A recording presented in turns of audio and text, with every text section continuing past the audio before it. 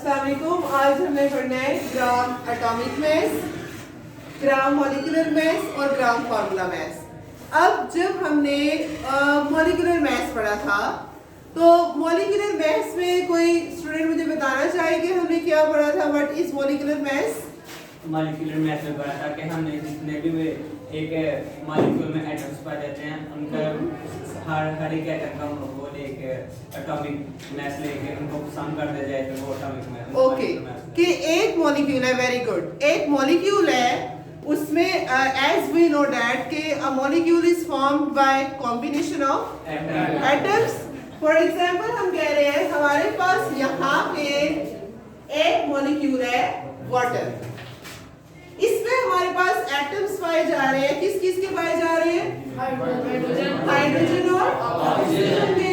Hydrogen के दो atoms हैं, ऑक्सीजन का एक एटम है, और हमें पता है कि हाइड्रोजन का जो एटॉमिक मास है वो कितना है? 1। ऑक्सीजन का जो एटॉमिक मास है वो कितना है? 16 है ना ऑक्सीजन का एटॉमिक मास। तो हाइड्रोजन के एटम दो पाए जा रहे हैं, तो 2 multiply by 1 is equal to 2। 2 plus 16 कितना हो जाएगा? 18। हमारे पास वाटर का जो मॉलिक्यूलर मास आ गया है वो हमारे पास 18 आ गया है। ये था हमारे पास मॉलिक्यूलर मास। और जब हमने ये मॉलिक्यूलर मास पढ़ा तो हमने ये पढ़ा कि इस मॉलिक्यूलर मास के साथ हम एक यूनिट भी लगाते थे, AMU लगाई थी ना, एटॉमिक मास यूनिट। अब आज हम पढ़ने जा रहे हैं, बहुत सिंपल है, ग्राम एटॉमिक मास। हमें डेफिनेशन के नेम से ही पता चल जाएगा कि हमारे पास इसमें क्या बताया है। जैसे कि मैंने आपको बताया भी है कि जो केमिस्ट्री की मोस्ट ऑफ द डेफिनेशंस होती हैं उनके हमें नाम से पता चल जाता है कि इस डेफिनेशन में क्या चीज बताने लगी है। ठीक, अगर तो वो साइंटिस्ट के नाम पे नहीं है तो जैसे यहाँ पे उन्होंने बोला है ग्राम एटॉमिक मास। ग्राम एटॉमिक मास मतलब atomic mass of an atom, कोई भी एलिमेंट है उसका जो एटॉमिक मास है, जब हम उसे ग्राम में लिखेंगे उसको हम कहेंगे ग्राम एटॉमिक मास। क्या कहेंगे? ग्राम एटॉमिक मास। कोई भी एटम है उसका जो, कोई भी एलिमेंट है उसका जो एटॉमिक मास है। फॉर एग्जांपल हमारे पास हाइड्रोजन का एटॉमिक मास कितना है? हाइड्रोजन का एटॉमिक मास कितना है? 1। कितना है? 1। तो ये हमने लिख लिया 1 ग्राम। ये हमारे पास 1 ग्राम क्या है? ग्राम एटॉमिक मास ऑफ हाइड्रोजन। कि एलिमेंट के जब एटॉमिक मास को हम ग्राम में लिखेंगे उसको हम कहेंगे ग्राम एटॉमिक मास। क्या कहेंगे? ग्राम एटॉमिक मास। यहाँ पर पीरियोडिक टेबल में बेसिकली हम ग्राम यूनिट ही यूज करते हैं, ग्राम में लिखा जाता है। ठीक है, तो एटॉमिक मास को जब हम ग्राम में लिखेंगे तो उसको हम कहेंगे ग्राम एटॉमिक मास। फॉर एग्जांपल आप मुझे किसी और एलिमेंट का एटॉमिक मास बताएं, कोई और एलिमेंट। ऑक्सीजन कितना है इसका? 16। हम यहाँ लिखें ग्राम atomic mass of oxygen 15.89। Gram atomic mass of oxygen कितना है? 16 ग्राम। कितना है? 16 ग्राम। नाइट्रोजन, नाइट्रोजन का एटॉमिक मास कितना है? 14। तो ग्राम एटॉमिक मास ऑफ नाइट्रोजन कितना है? 14 ग्राम। तो ये जितने भी एटॉमिक मासेस हैं, जितने भी एटॉमिक मासेस हैं, जब हम इनको ग्राम में लिख लेते हैं तो हम इसको कहते हैं ग्राम एटॉमिक मास। क्या कहते हैं? और जैसे हम कहते हैं एक यूनिट हम यूज करते हैं कि हमारे पास 1000 ग्राम होगा तो किसके इक्वल होगा? 1 किलोग्राम के ना। इसी तरह से जो एक एटम है उसका जब हम एटॉमिक मास लिखते हैं ग्राम में, या हम एक मॉलिक्यूल है उसका एटॉमिक मास लिखते हैं ग्राम में, या कोई आयनिक कंपाउंड है, कोई साल्ट है, उसका हम फार्मूला मास लिखते हैं ग्राम में, तो हम कहते हैं उसका 1 ग्राम एटम है, उसका जो एटॉमिक मास होता है वो इक्वल होता है 1 मोल के। किसके इक्वल होता है? 1 मोल के। जैसे हमारे पास एक एटम कौन सा है? ऑक्सीजन। 1 ग्राम एटम ऑक्सीजन है ना, इसका कितना एटॉमिक मास है? 16 ग्राम। वो किसके इक्वल हो जाएगा? 1 मोल।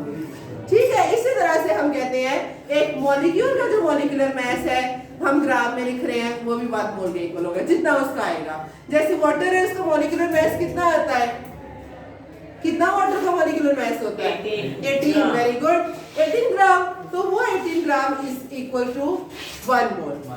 ठीक, सिंपली ये टर्म है कि क्या हमने करना है, atomic mass of an element express in gram, कि जब एक एलिमेंट के एटॉमिक मास को हम ग्राम में एक्सप्रेस कर देते हैं, ग्राम की यूनिट में लिख देते हैं, दैट इज ग्राम एटॉमिक मास। क्या है वो, ग्राम atomic mass.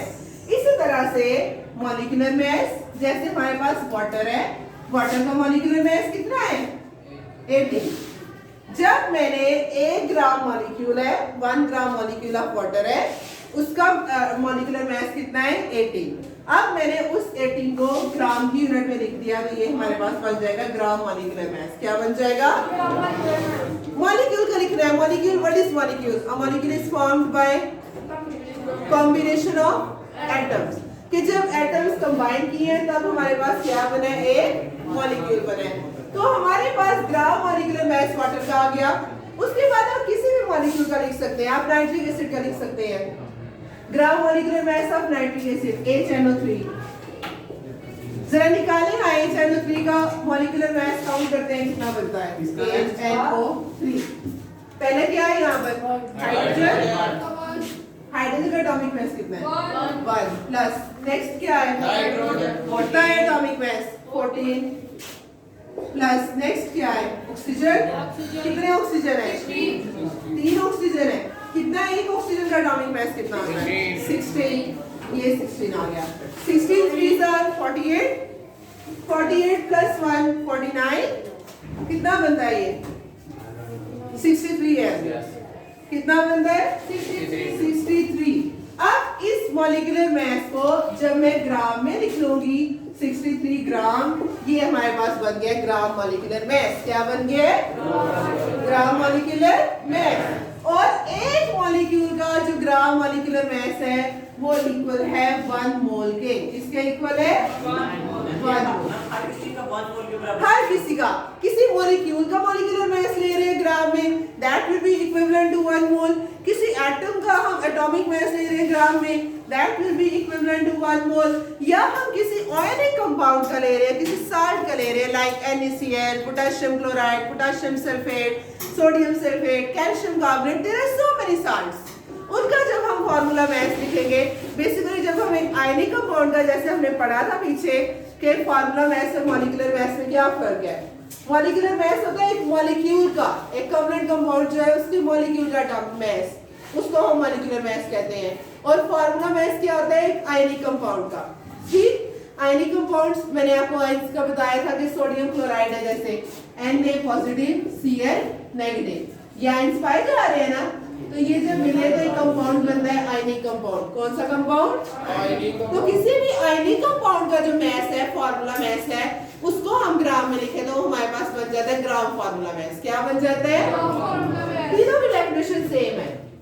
Atomic mass of an atom of an element express in gram is known as gram atomic मास।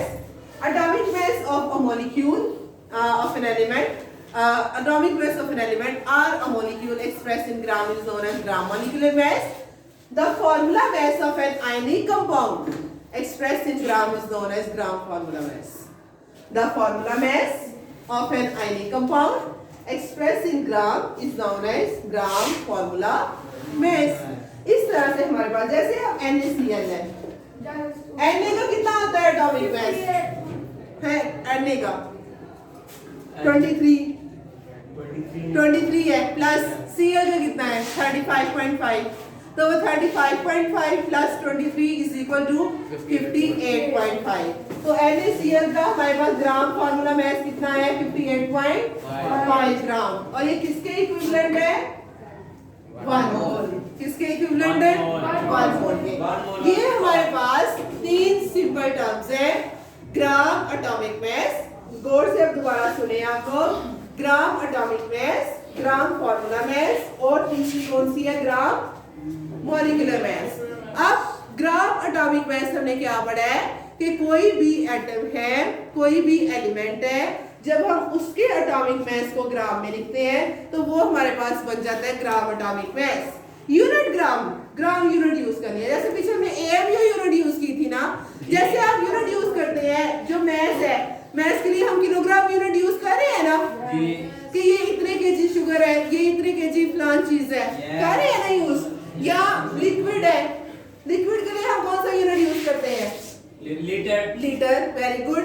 इसी तरह से जो एटॉमिक मैसेज है, जो मॉलिक्यूलर मैसेज है और हमारे पास जो फॉर्मूला मैसेज है, उनके लिए हम ग्राम का यूनिट यूज कर रहे हैं कि उनको जब हम ग्राम में लिखेंगे तो वो हमारे पास ग्राम एटॉमिक मास बनेगा, ग्राम फॉर्मूला मास बनेगा, और it will be gram molecular mass. समझ आ गई आप सबको? Any question about this? No ma'am. No? आ गई है ना समझ सबको? इंशाल्लाह। ओके। नमाज